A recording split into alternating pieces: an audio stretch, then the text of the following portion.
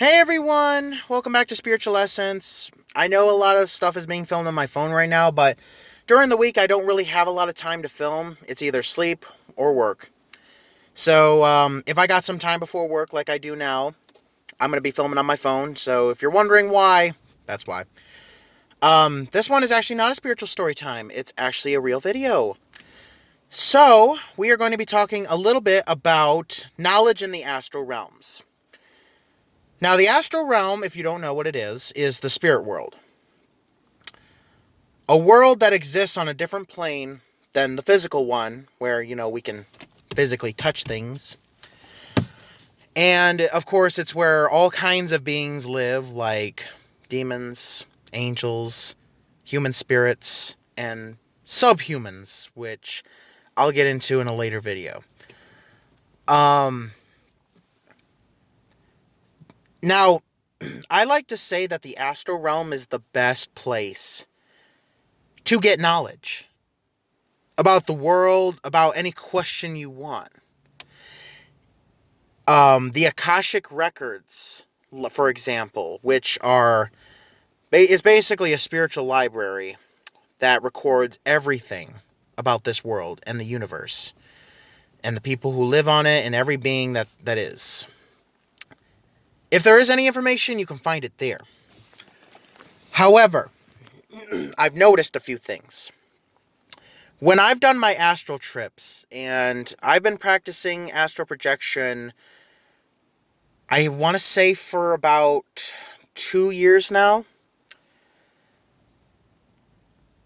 I've noticed that it's like a level system. Your spiritual path is a level system. And the more you grow on it, the more information you can access, but it tends to leave more questions for you than answers. Like, if you try to look up knowledge about something that hasn't been solved about this world, you can try and go to certain places to find it. Some places, like I would suggest, are either the Akashic Records, or going back in time to the legendary Library of Alexandria, which was sadly burnt in a fire by Julius Caesar years ago, thousands of years ago. But you can go back to it in the spirit realm. It's still there. But if you try to read something about that and you're not ready to know that information, it won't appear to you, or it'll appear distorted, unreadable, blurred even, like those blur bubbles on live TV when someone swears. It'll be like that. I've encountered both types, where I tried to read a papyrus scroll and it was either blurred out, the whole thing, or it was unreadable because I couldn't read the language. It was unable to decipher itself in front of me, which usually in the astral realm, things can decipher themselves for you in your language. You can understand them a lot easier than if you were to physically look at a papyrus full of hieroglyphs. But, and I actually talk about this on my blog. I don't think I finished the article yet, but I labeled it Forbidden Knowledge, and it's about this type of thing. Now, I don't have a lot of time in my daily schedule. I try to meditate on weekends.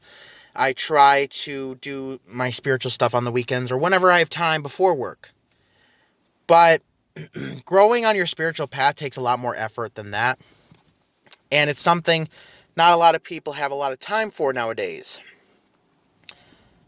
Technically, I should make the time, but I don't. And I do need to work on that for the new year, at least. And also, if you go into the spirit realm and you ask certain things, like to angels or human spirits or even ancestors, oftentimes they cannot reveal certain things to you because from how it was put to me by talking to angels, the one does not want you to know yet.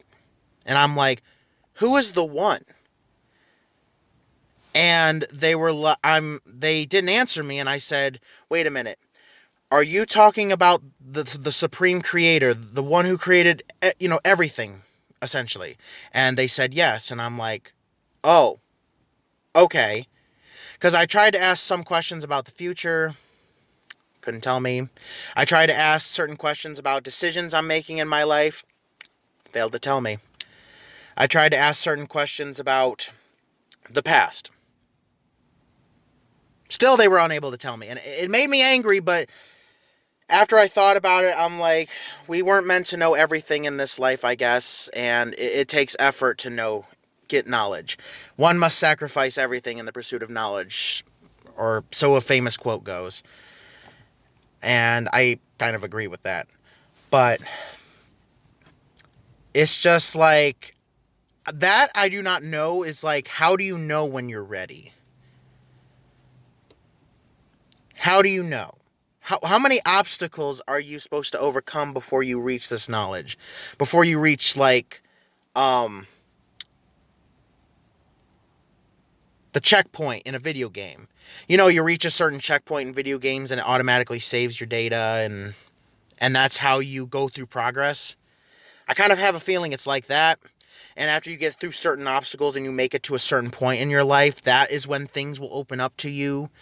And obviously, we all have a certain amount of life to live, so we have that amount of time to try and figure out these mysteries and overcome obstacles in our life and try and heal ourselves from any traumas or things that are going on in our life that are maybe causing us havoc mentally, physically, what have you. And I have a feeling it's much like that. And, you know, at one point it's frustrating because it's like, when I first started, I thought the astral world was going to open up a lot of things for me. And in a way it did. I got to meet with certain historical figures. I got to meet with a lot of deities that I worship and got to know them better personally, on a personal level, and what's their understanding and what's their thought process is like, and what the spirit world actually is. But at another point, it's like, one door at a time. Like, I can only open up one door at a time. Whenever I've tried future sight, the future sight only lasts so long. And sometimes a part of it will appear to me, and then later down the line I try it again and the rest appears. Whenever I tried past life, trying to access my past life memories, the whole thing isn't always open to me. Like, how I was a Celt in the Battle of Alia and I was killed. Only a part of that was shown, and only part of the battle and my mid-battle and then my death. That's all I saw. And then I tried to go back to it a little later and nothing appeared to me. So I'm like, is that all it has to show me for now, or is that it?